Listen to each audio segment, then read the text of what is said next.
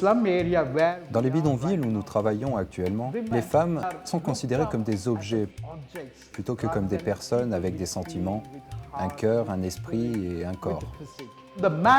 L'homme a le rôle du dominateur. Il boit, il peut faire tout ce qu'il veut et il n'a de compte à rendre à personne. Il y a une réelle violation des droits humains. Mais quand on en parle aux enfants et aux femmes, ils ne le reconnaissent pas. Donc, vous voyez, nos clubs vont soulever une sorte de grande tempête, lentement. Les enfants vont commencer à parler de leurs propres droits et les femmes aussi vont réaliser et prendre la parole au sujet de leurs droits.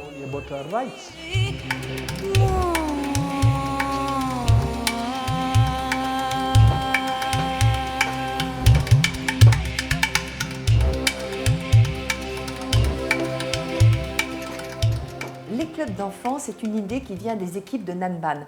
En fait, Nanban a suscité la création de clubs de femmes et qui ont des résultats absolument extraordinaires. Les femmes entre elles se sentent beaucoup plus fortes et d'elles-mêmes, elles ont dit « mais puisque nous, on a ce système, pourquoi on ne le ferait pas pour nos enfants ?» Parce que sinon, ils traînent dans les rues après l'école. Donc, les clubs, c'est déjà un endroit où on sait que les enfants sont là en sécurité. C'est aussi un endroit où on les respecte parce que les parents ne viennent pas tout le temps leur demander de faire quelque chose pour eux. C'est un endroit où, en tant que personne, ils existent. Les clubs sont très importants pour les enfants, pour le développement de leurs capacités intellectuelles, émotionnelles et physiques. C'est un endroit qui leur donne une bouffée d'air frais. Ils sont là pour eux-mêmes. Les adultes et les animateurs sont uniquement des facilitateurs. Petit à petit, les enfants sont venus me voir et ont commencé à me parler de leurs problèmes personnels.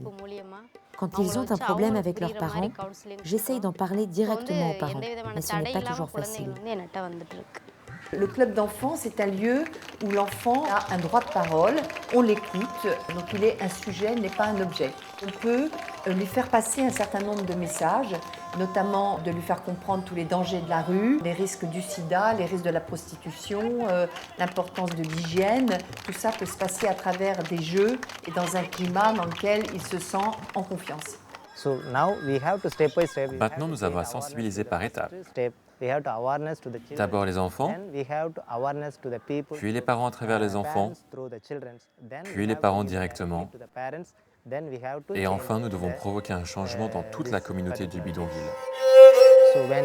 Quand un enfant va jouer avec les autres, ses parents l'en empêchent, car ils pensent que ça diminue ses capacités. Et il y a aussi des pères qui, quand ils boivent, battent leurs femmes et leurs enfants en leur disant « Pourquoi tu vas à l'école? Tu dois travailler et rapporter de l'argent. » Chaque enfant a la possibilité de s'exprimer. Il exprime ses propres problèmes, mais toute la communauté d'enfants essaie de trouver une solution.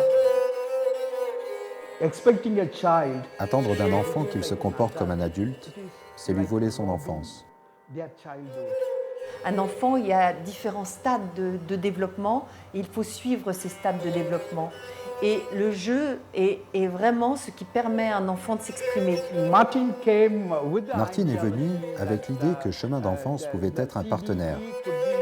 Ce n'est pas un sponsor, mais un partenaire. Cela donne un équilibre des relations, car chacun garde son indépendance. Donc quand elle est venue avec l'idée du jeu, nous avons été fascinés. La première étape, c'est une formation. Il y a 5 personnes qui sont formées et qui à leur tour formeront les animatrices. Alors c'est beaucoup plus long comme processus, mais en même temps c'est beaucoup plus durable parce qu'ils pourront par la suite former encore d'autres animateurs. On a une volontaire qui est sur place pendant 2 mois et qui, à la suite de la formation, va aider à mettre en place tous ces espaces de jeu dans les différents clubs. On a fait appel à Philippe Valls, qui est spécialiste du jeu pour les enfants en difficulté depuis plus de 30 ans. Ma conception de l'enfance se fonde sur l'idée de reconnaître en soi qu'on a été un enfant et que, d'une certaine façon, tout au long de sa vie, on le demeure. Le savoir sur le jeu n'est pas simplement du côté du formateur, mais aussi du côté des participants. Étant donné que tous ont été enfants, ils savent beaucoup de choses sur le jeu, mais ils ne savent pas qu'ils les savent. Et c'est plutôt d'essayer d'ouvrir une ère d'expérience avec les participants pour qu'ils retrouvent le chemin de leur propre enfance, le savoir qu'ils ont sur le jeu et qu'ils puissent de nouveau être capables de le transmettre aux enfants.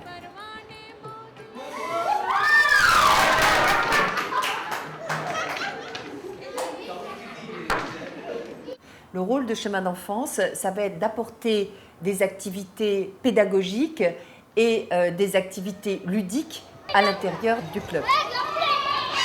Nous avons aussi un apport de fonds pour que les clubs fonctionnent. Une chose importante est d'arriver à structurer ces clubs, à savoir combien d'enfants viennent, est-ce qu'ils reviennent régulièrement, et puis aussi mesurer l'impact de toutes ces activités. L'enfant qui joue, c'est l'enfant qui exprime ce qu'il est, ce qu'il veut être, ce qu'il sera. À travers le jeu, il prend conscience petit à petit de lui-même et il se prépare aux tâches de l'avenir. Donc parrainer un club d'enfants, c'est permettre à 30 enfants de jouer, de renouer avec leur enfance tous les soirs. C'est aussi les faire bénéficier d'activités pédagogiques où ils vont redécouvrir l'intérêt de l'école, mais tout en jouant, et aussi où ils vont être informés sur tous les dangers de la rue et ils vont être protégés. Les chemins d'enfance et Nanban peuvent être satisfaits d'avoir planté les graines. Nous devons créer les conditions suffisantes pour que ces graines se développent. Jusqu'à ce qu'elles soient complètement enracinées, nous resterons à leur côté et ensuite seulement, ils s'occuperont eux-mêmes de leur communauté.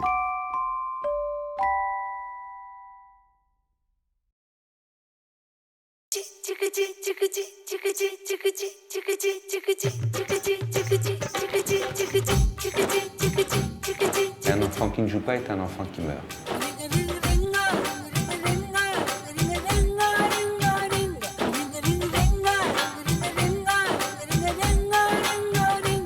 Le jeu fait grandir.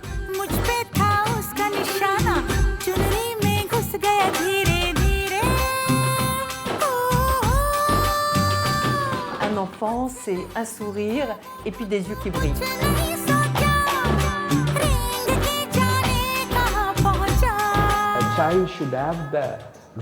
Un enfant doit avoir le droit de jouer et de s'amuser comme tous les enfants.